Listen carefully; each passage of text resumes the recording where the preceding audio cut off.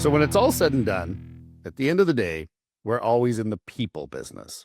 And I once had a mentor tell me, strategy is perfect, but people are messy.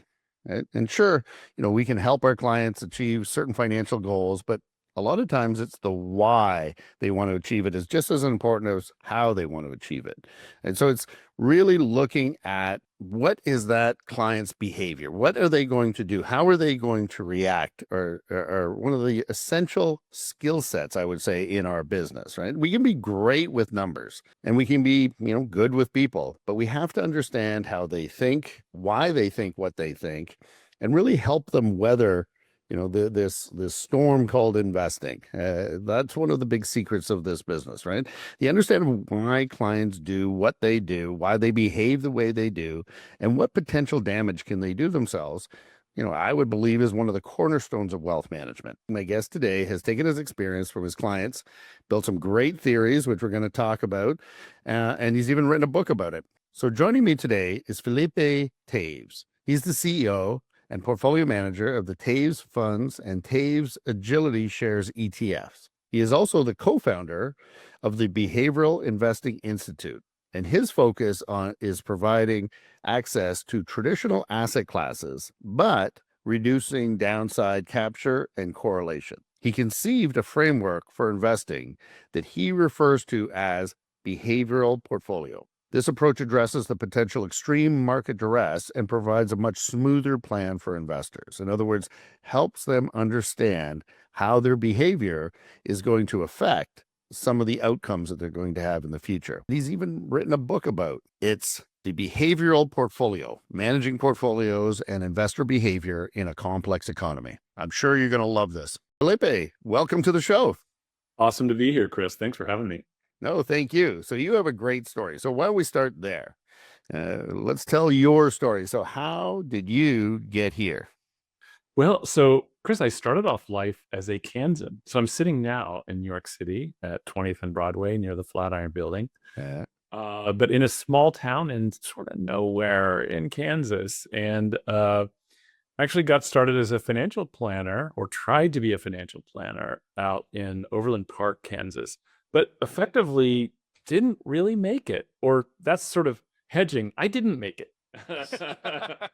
And I so, didn't make it like that. so what I did is I sought out a mentor, and I said, like, it's time to get out of Kansas, to leave Kansas. And so I sent a bunch of resumes everywhere. One of the invites was into Philadelphia. Hmm. So I went to work for this very self-important man, a financial advisor in the suburbs of Philly, a place called the Main Line. And so we were working directly with investors there. So, but one of the questions we had, this advisor had about 300 clients. Most of them were near retirement or in retirement. But the question we were asking was, what would happen to our clients and our practice if we would go through a multi-year brutal bear market? Right.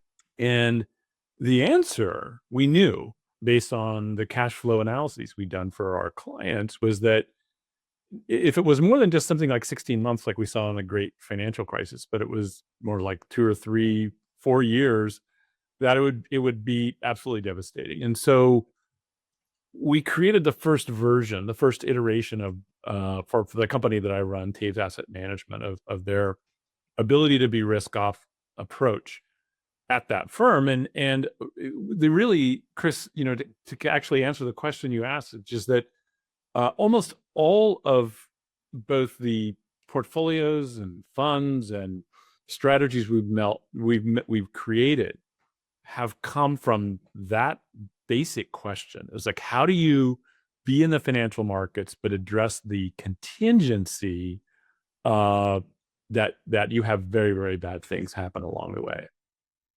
I like it. And from observation, we have a lot of entrepreneurs that come on this show. And, I try from observation to the lessons that we learned. And this is like sort of classic entrepreneurship here. You identified a problem, you had a business, and it was probably a pretty good business, I would imagine. But you identified a potential problem that a key demographic could possibly encounter, and you wanted to address this before you had to address it and built a business on it. Like that's, one of the, I was going to say, the classic entrepreneurial journey. So you must have learned a lot through that journey. Absolutely. I mean, it's been a, I like to say that it's been people talk about the learning curve where you learn a lot the first year and then things level out and now you've pretty much got it. This has been maybe like a 25-year steep learning curve, right? But honestly, as I think I express, in the book, The Behavioral Portfolio, I think it's leveling out, Chris. Yeah. And now it's just sharing that information with people, in my opinion. Yes. Well, that's what they say. There's overnight successes. It only takes us 20 years to get there. And, Yes. and there we did. What do you think is one of the, going through this journey, what would be one of the things that you sort of learned early on that sort of, made you think, you know what, I'm on the right path here? Because, as you know, talking entrepreneurs, it's easy to become, very disappointed and disillusioned early sometimes in the process, and that throws people off. But you must have had some wins that said, you know what, this is what people are looking for, and I'm going to have some success with this. Yeah. So when I left, so I was with that firm that I was talking about in Philadelphia for 5 years, and then I left to start this company on my own to market. That firm marketed to investors. We market to financial advisors our products. But I think early on in that process of getting our company going was the willingness by advisors to accept the premise of, Right. yeah, we want to be in the markets, but we don't want to get blown to smithereens. That basic premise I was talking about. Now, that said, Chris, when I started marketing this company, and that would have been I started the company in 94. It was out there marketing in 95. Mm. It was a very different world. So it was more or less heresy to suggest right. that you do anything other than just go into, I'm going to air quote this, diversified portfolios. And so there's been no shortage of resistance along the way. But, and I would almost say advisors almost universally, once they heard the premise right. Of what you're trying to accomplish, agreed to it. I think that's been a boost along the way. Well, I think that's your ability to identify the problem succinctly, and everybody experiences at some point. Like as I say, in 94, that's what I found in my business, and we've seen a lot since 94 in the wealth management business. Absolutely. But one of the things I understand about you is, in your first year of business, you witnessed one of the biggest and fastest stock market crashes in history, and that's a way to get your career jump started. So what did you learn from that, and how did it sort of affect all your decisions going forward? Yeah. So Chris, the basic idea of you're smart enough to identify a problem in advance and avoid it. Right. That's what I didn't do. So that was your lesson. I got my Series 7, the license to be able to be in a financial planner, broker, whatever you want to call it, back in May of 87. And one of my first clients was my mom. And I didn't have many other clients at the time. But then October of 87 happens. We got to witness the market move down roughly 25% in a day after having moved down before that. And so I made the mistake of I took her assets, because we actually, the good news is that I hadn't really gotten most of her assets yet. But instead of just going into the markets, then I dollar cost averaged in over the next couple of years. Right? Why? For her and some of my other clients, I was really scared about the market. So I did the classic, predictable thing of looking at bad things happening. And then instead of doing the counterintuitive thing, I just was affected by that. And then as a result, the investors that I was first advising underperformed due to that classic, responding to the market's decision or move. Actually, our careers seem to be very parallel here, because I got licensed in September 87. So then I got my license. Yeah. Now, a similar story. I was so naive and I didn't know what I was doing that I just ignored all of it because I didn't actually really get a good appreciation of what had happened. And I just kept putting clients into the market. And That's good. yeah, and it ended up to be not the worst decision I've ever made. But I guess so. This, as I said, classic entrepreneurial story. You've had this experience. You know what you don't want. You know what clients do want, and so it inspired you, and you created the Behavioral Investing Institute. Um, so maybe tell us about that. You got this going to address this problem. How did it happen, and what problems do you continue to address? So start the company in 95. I had a reasonable amount of success at raising assets. Wasn't too long before we were above the $100 million level in assets that we were managing, and that has continued to grow. But what we witnessed was so our strategies. There are different kinds of strategies that we have, but at the time, all of our strategies could be either fully risk on or fully risk off. And so, if you think about what happened from 95 on, the build up to the internet bubble and that peak in March of 2000, and then the market got decimated. That was all just a very good in terms of like investor behavior and advisor behavior, because we did decently during the 90s, did a fairly decent job of avoiding the downturn and the internet bubble burst. But following that, Chris, we ran into some really significant advisor investor retention issues. So, after that experience, we started to have some underperformance in our strategy relative to the market starting in 04. Right. And so what we witnessed was in that bull market before the next blow up, which was kind of just around the corner in 2008, is as markets were peaking out and we were trailing markets, then advisors and investors said like, well, you know what, Chris, I don't need this loss avoidance strategy anymore. I can just go back into the markets. Right. Fascinating stat. If you look back over the history of our organization, the maximum redemptions or liquidations out of our strategies relative to AUM happened in 1Q 2008. Imagine that. So you've got this strategy that can be fully risk off, and you leave it right before the markets move down. And so what we saw, Chris, was a continuation of that over time, which is that, then after in 2009, everybody wanted our stuff, right? Everybody wanted our funds and strategies. And so, then all of a sudden you were a genius.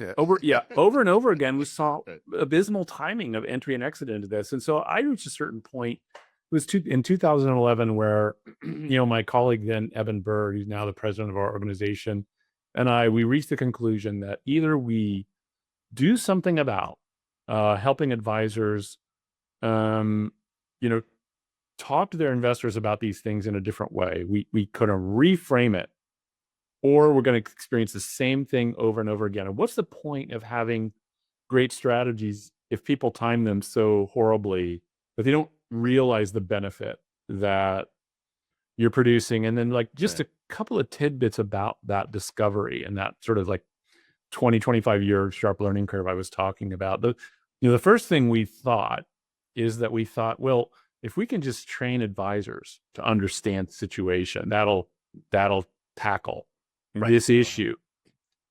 Not so, because one of the things that is identified in the book is that actually you need to not only have advisors sort of adopt this sort of new way of communicating, thinking about portfolios, but that needs to get pushed out through to their investors. Right. Because they communicate it properly. Exactly. And if it doesn't get all the way out to the investor, what you have is just maybe like a month or two delay before bad decisions happening. And that's been one of the realizations that we've had, is that no, actually investors are the ones kind of driving everything ultimately. Not during good times. It's easy to make it through a wow, markets went up 23% in 2024, we did it year. But when you really get the challenges, that's when investors need to kind of have received this sort of proactive communications that we talk about. Yeah, no, I can see it. As I started, one of my mentors told me very early, strategy is perfect, people are messy. The emotions are what drives, great returns, poor returns, to your point, what your strategy is all about. And again, that classical entrepreneurial journey, you identify, some of the issues because, something happens, a negative event, and then you come up with a solution for it.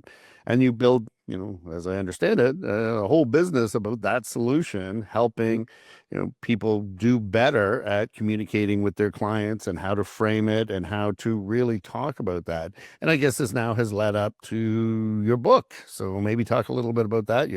What inspired you to go down that direction. And The launch date of the book was March 25th, but we've gotten plenty of advanced copies that we've distributed. And it's interesting, Chris. I've had the first couple of calls with advisors that have read the book, and I'm loving it because, Chris, if I could have 10-hour-long meetings with an advisor, there's no way I could transfer that amount of information that is in the book and to communicate this story and get the understanding that someone might get from reading the book. And so the answer for why I wrote the book is that this issue around, like, what should portfolios look like in the first place, and then how do you actually really change? How do you actually get traction on the issue of improving decision making for investors? It requires a long form communications that a book provides. And so really it's almost the only way, short of being on an excellent podcast like yours and having long form conversations like this, Right. of imparting that information. No, I can totally see it. And there is a lot to it, right? It's not as simple as, as much as we can converse about it, there's probably some in-depth and research. And it interests me, again, as an entrepreneur, what would you say is your why? Like what motivates you? What gets you up in the morning? My why is to, I think, Chris, we all secretly want to be like superheroes in our world. And I have a lot of fun, and this has been a fun journey because what we are coming up against in terms of some of the philosophies, and in particular regarding the kind of portfolios we're talking about, is counter to what most of us have been trained to understand and accomplish our entire careers. And so, you have Gene Fama, who's obviously a very smart guy in the whole Chicago school of, Nobel winners that supports the efficient markets frontier. And that along with CFP training and everything else that advisors get is what guides advisors. And so, in the book, really there are two main aspects of it. There's the proactive communications construct, which is, by the way, Chris, a very specific guide with specific recommendations. It's not murky. It's not, generally, if you could do this, then things are better. No. it's black and white. Yeah. Specific guidance that if you just follow these steps, it works. But the key, Chris, that is missed and has been missed in virtually all behavioral finance literature, in my opinion, is that the starting place needs to be the portfolio. Right. One of the things that I do in the first, let's say, third half of the book is I look at what I call the historical accident of how we build portfolios. I mean, bonds were created as a way to fund governments and then later sold to investors. Stocks were created as a way to share ownership for people that own businesses. And then at some point, someone said, "Hey, Chris, what if we combine these things?" Right. Yeah. What if we put these things together? And what would that do? How would that look? And then you get Jack Bogle launching Vanguard funds and many books and saying the same thing over and over again. And what he said is, if you just put a balanced portfolio and you combine stocks with bonds, that's what you need to do, right? So that's sort of the beginning and ending. It's a sad short story, Chris, of the beginning and the ending of portfolio management. You got these two core asset classes.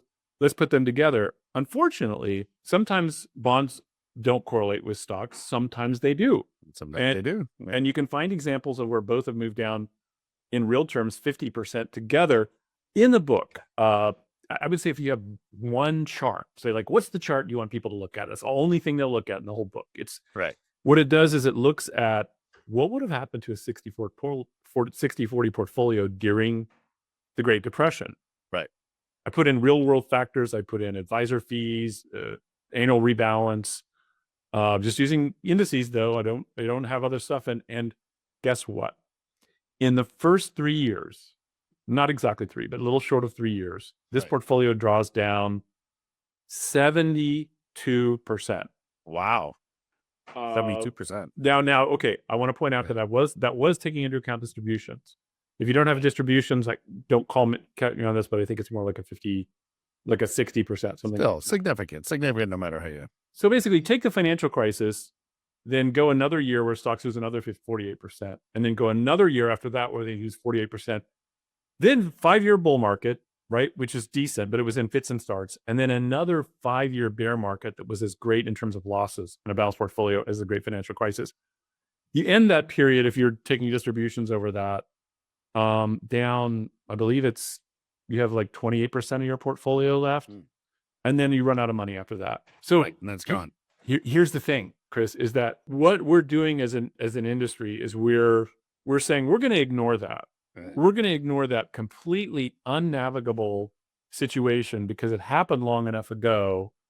And no one remembers. Yeah. And it doesn't fit with our plan. And also, we want to be optimistic when we talk to investors. And so the starting place is saying, how do I shift the portfolio in a way that both invests optimistically, right? Because that was 100 years ago. So are we going to focus all of our efforts on just doing that thing that started 100 years ago? No. Yeah, no. So we're going to invest optimistically, but address contingencies. Like, how do we build in contingency planning? How do we become an investor's chief risk management officer, which is really our main job, isn't it?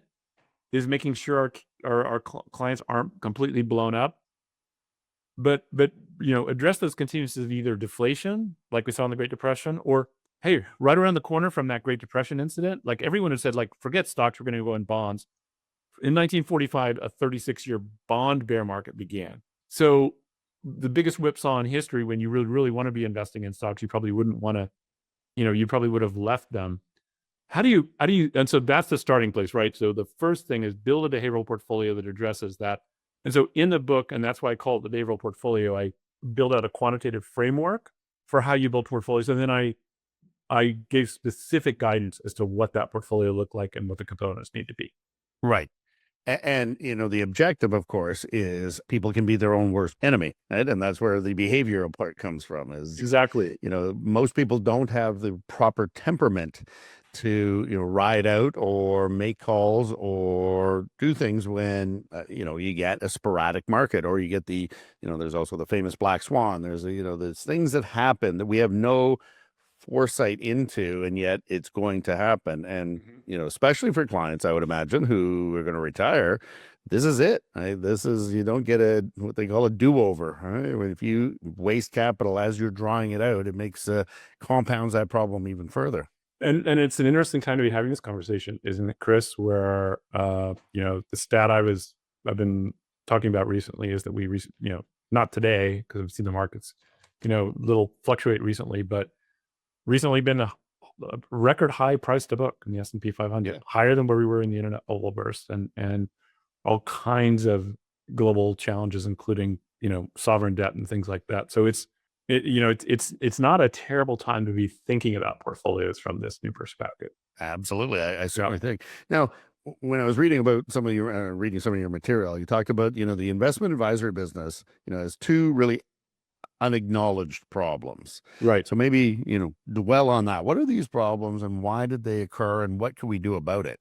Well, so the first has to do with that sort of what I would call sort of like a ignoring history conventional portfolio construct. The first thing I think that people need to shift. And then once you've done that, when we made that conclusion, Evan Burr and I created the Behavioral Investing Institute, well, we said, let's read everything out there about behavioral finance and guide for advisors and everything else like that. And guess what? We didn't find any specific actionable advice for what we should do to get from we can't get people to make the right decisions to we can. And so what we've done is and it's really easy. Once you hear it, it's easy to understand, and then it's just the details, right? So the overarching thought is that number one, in terms of communicating to investors, investors don't understand how bad markets can get. Then they don't understand how their portfolios are aligned to address those issues.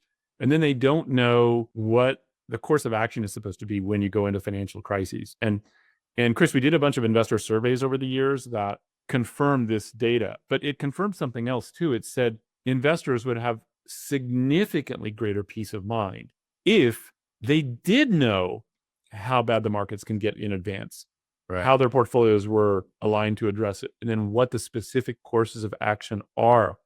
So what we did is we identified 6 of the biggest, what we call investing behavioral challenges. Right. Significant losses, long periods of low or no returns, not participating fully in bubbles. And we build what we call an investment owner's manual. It's kind of a boring name. No one's reading an owner's manual. Catchy. No, When's the last time you've read an owner's manual, Chris? But what it is, it's got plenty of pretty pictures, and it allows advisors to say, like, markets are going to move down a lot. They can move down this much. And now you're sharing with them information you may not have shared before. Here's explicitly what we're doing inside the portfolio to address it.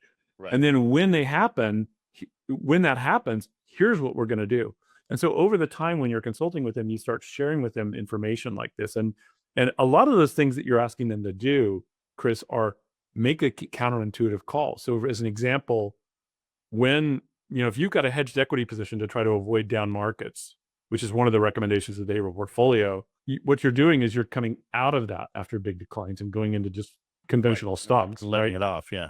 So what if, there's the Morningstar behavioral gap study that comes out every year that shows that investors underperform by about 1.7% a year, the funds that they come into.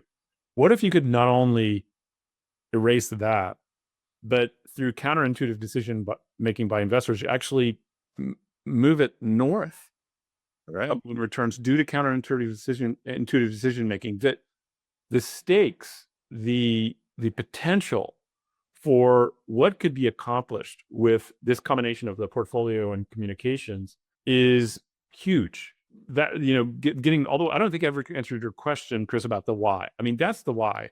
Yeah. It's like, I feel like there's a lot to share, and a lot a lot of ways we can help investors if we can get this story out there.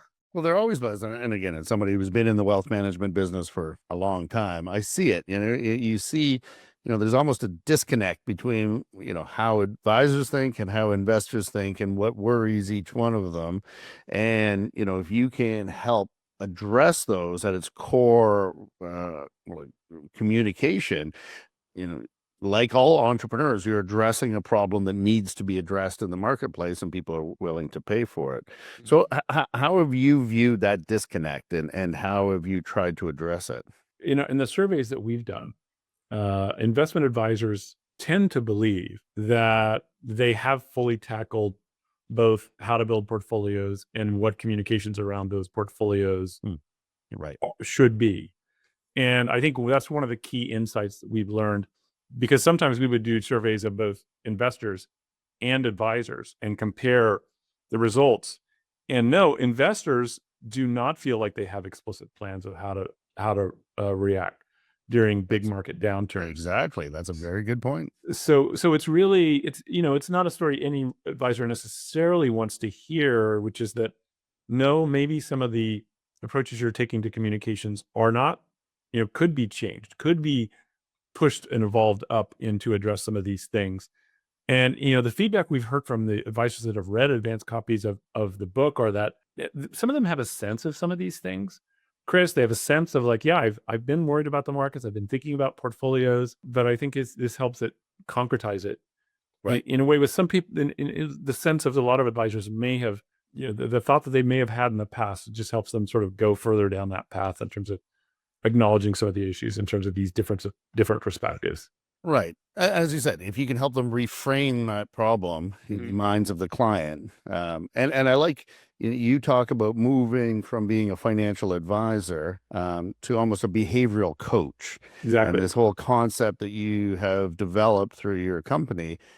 And I like the way that in itself is framed, because at the end of the day, financial advisors, as I said, You can have technical knowledge, you can know how to use spreadsheets, you can know how to do all these things, but at the end of the day, we're dealing with people, and people behave certain ways in certain manners. They have fears, they have doubts, they have things that motivate them, and sometimes in a negative manner.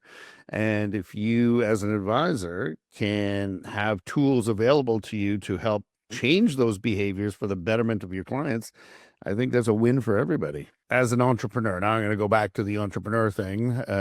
What have been your biggest challenges over the years? Like, we talked about a few, and that you've identified and created new solutions for. But what are the things that you can think of, which are sort of your pinnacle points in your career, where you're like, all right, this was a challenge, and then we did this, and there's a challenge, and we did that.